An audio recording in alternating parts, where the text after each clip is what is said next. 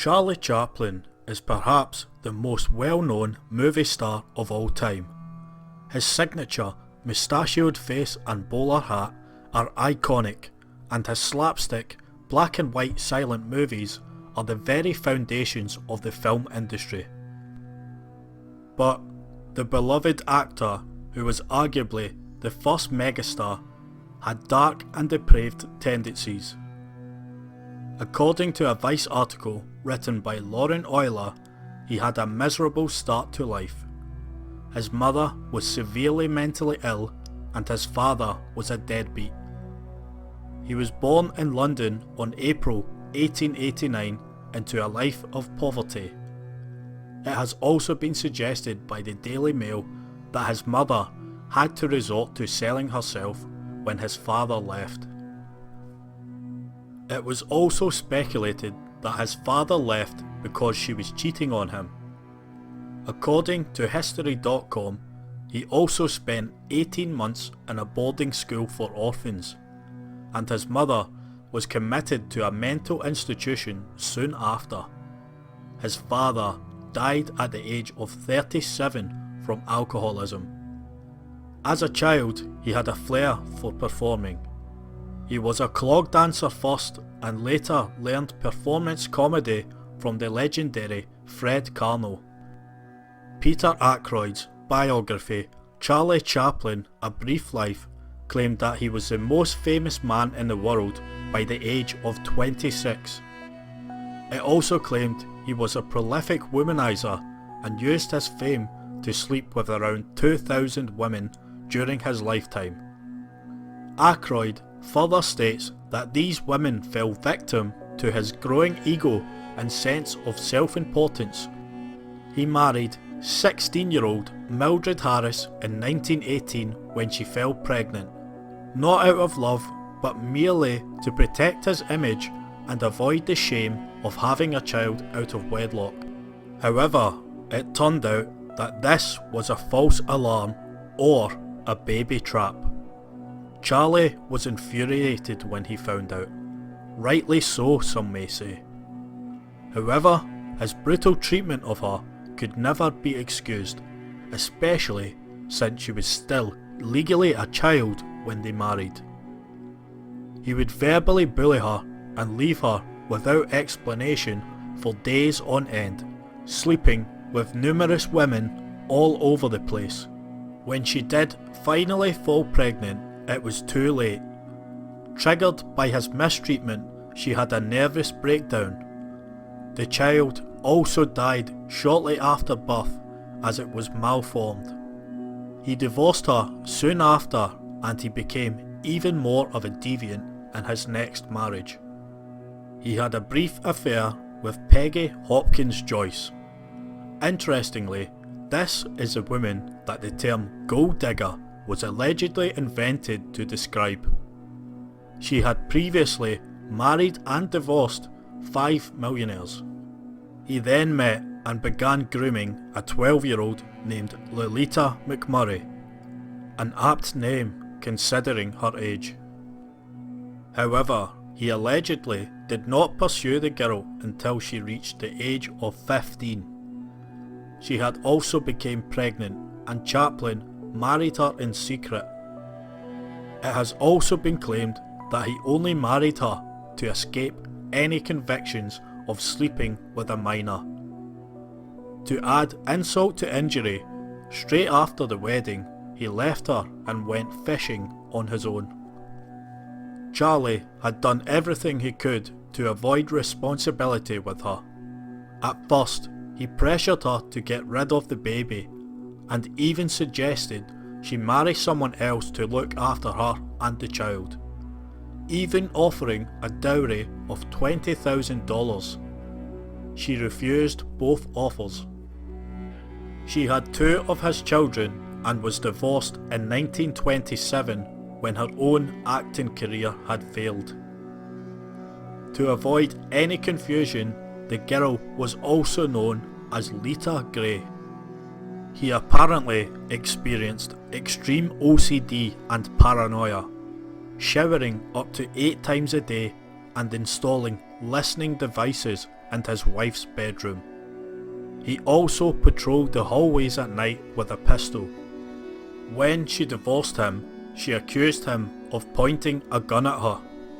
She also suggested that he had forced himself on her numerous times, claiming it was his right as a husband.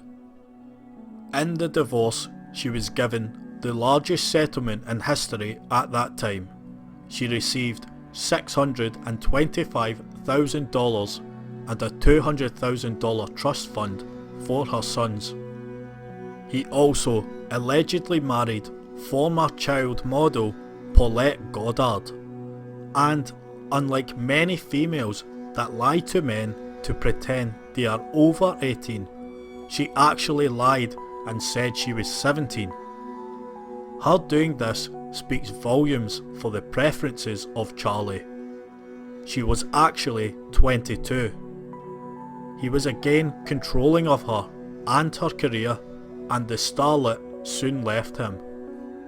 While still married, he met his next conquest, Joan Barry, also known as Mary Louise Gribble. The FBI, who had been investigating him for his political leanings, brought charges against him and Barry. They had charged him with the Mann Act, aka the White Slave Traffic Act. This act stated that a person cannot cross state lines to engage in prostitution or immoral behaviour. Documents revealed that Barry travelled from LA to New York for several parties in which she was given to other men for immoral purposes. Charlie Chaplin, in fact, was notorious for arranging these types of parties for friends in the industry such as Fatty Arbuckle and other elites. Incredibly, he was forced to pay child support for Barry's child that she falsely said was his, even after blood work proved he was not the father. Later, after the court case, when his reputation was rightly in tatters, he was denied re-entry to America when he attended his movie premiere in London.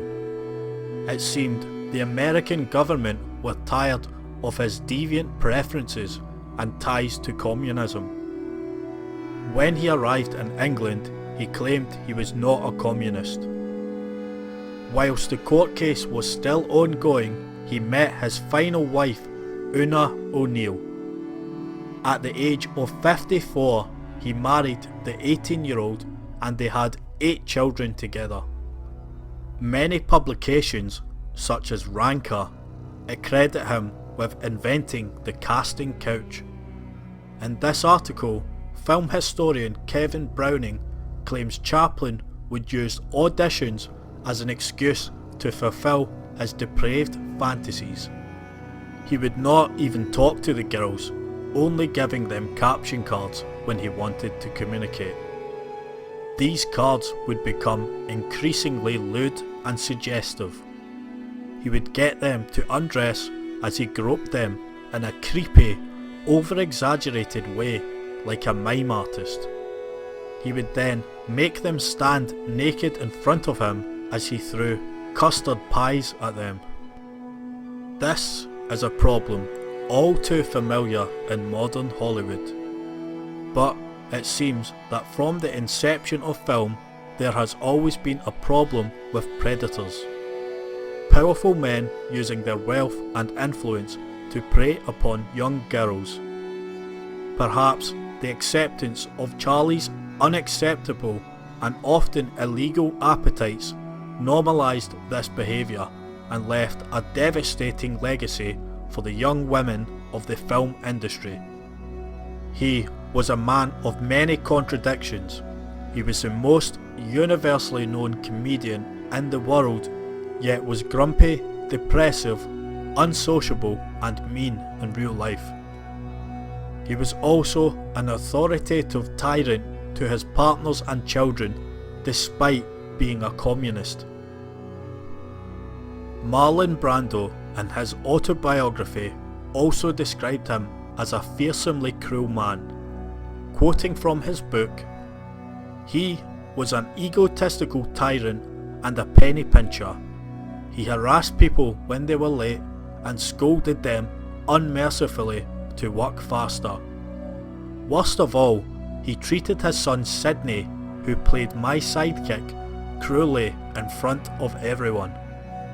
It was also bemusing that Charlie Chaplin, the greatest symbol of rags to riches and the perfect embodiment of capitalistic success, would become a communist. Even when he died, there was one last scandal. Grave robbers dug up his body and demanded $600,000 in ransom for it. His wife refused the ransom and the robbers were soon caught.